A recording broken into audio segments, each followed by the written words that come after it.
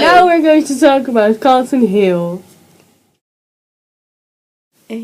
I have some favorite flowers in spring, among which are the mountain daisy, the harebell, the foxglove, the wild briar rose, the EDINBURGH, and the hoary hawthorn, that I view and hang over with particular delight.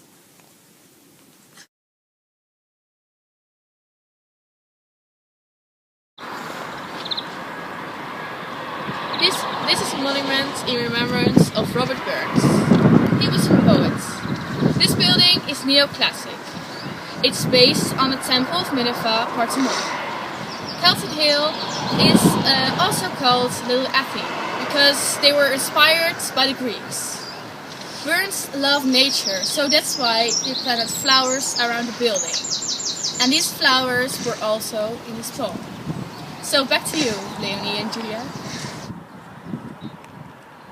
And now we are going to tell you something about the Sir Walter Monument. Sir Walter Scott Memorial is a monument to honor Sir Walter. He was a lawyer, patriot, and became famous because of his romantic poems. The monument was designed by George Kemp, and the statue was built by John Steele. Many thought the man deserved the statue, not a strange opinion if you think this was the century of nationalism. We're going to show you the St. Giles Cathedral.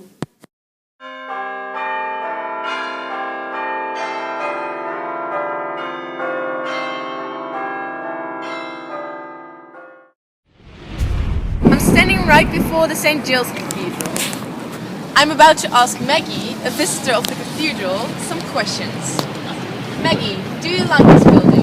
Yes, but did you know that it wasn't really a cathedral? It's originally a church. And also I like it though because it came out of the Gothic period and it really inspires me.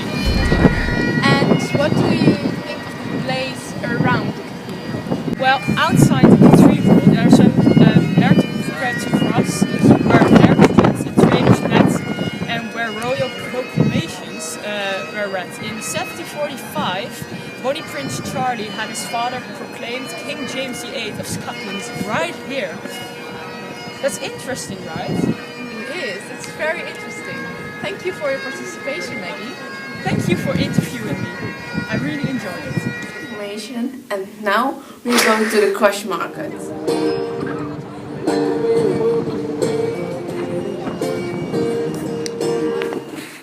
The Grass Market was a place to be avoided. It was a place of execution and death. At this place, criminals were executed, but also people who fought for their religion. They wanted a pure form of Protestantism in Scotland and were strongly opposed to Catholicism. This resulted in a conflict with the royal family of Scotland and England. There is now a monument for these Protestants.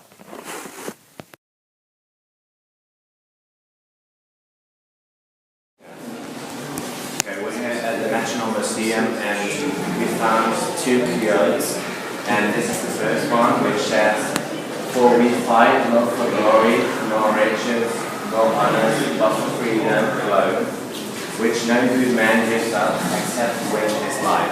So that meant that they didn't want to fight for riches and stuff, but they only wanted to fight for their freedom, and they would never give up except if they died.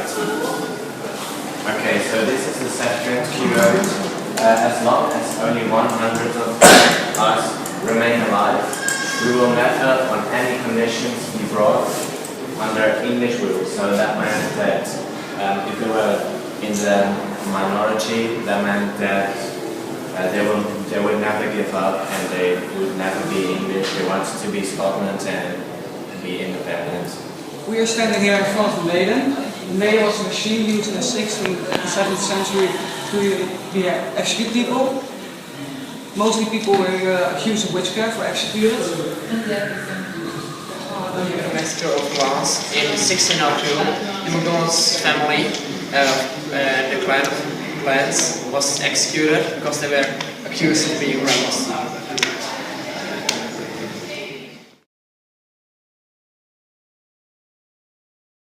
The Scotsmen have contributed in the development of almost every field of the human endeavor, including science, art, politics, exploration, and a lot of other stuff. This is caused by the Industrial Revolution. The Industrial Revolution was really big here in Scotland, and it brought a lot of money here. Thank you for watching. And we will see you tomorrow at 8 o'clock in the morning, because then this is a special episode about Edinburgh Castle.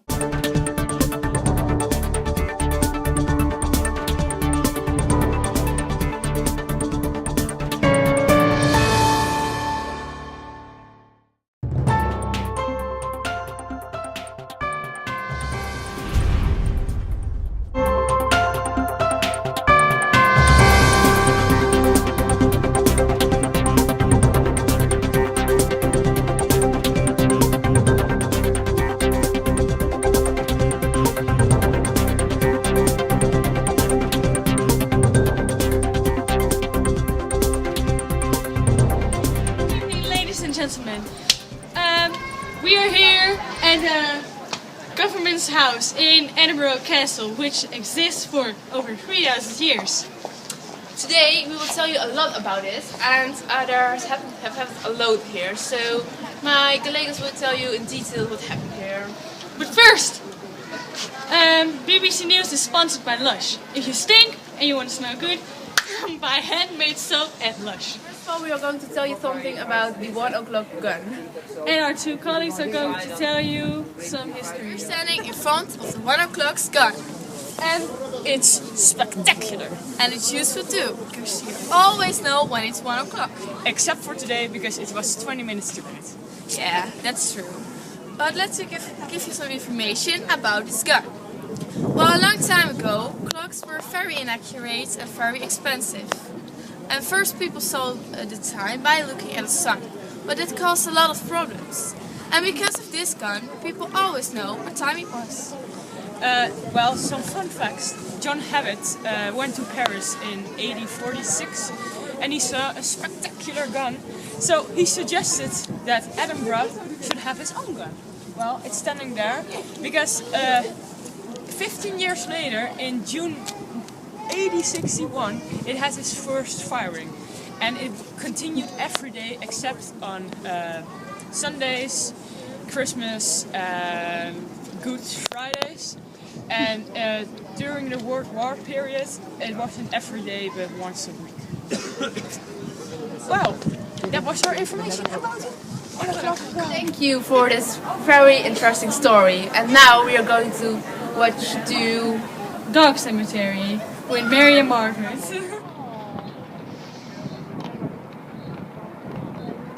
Do you know this place?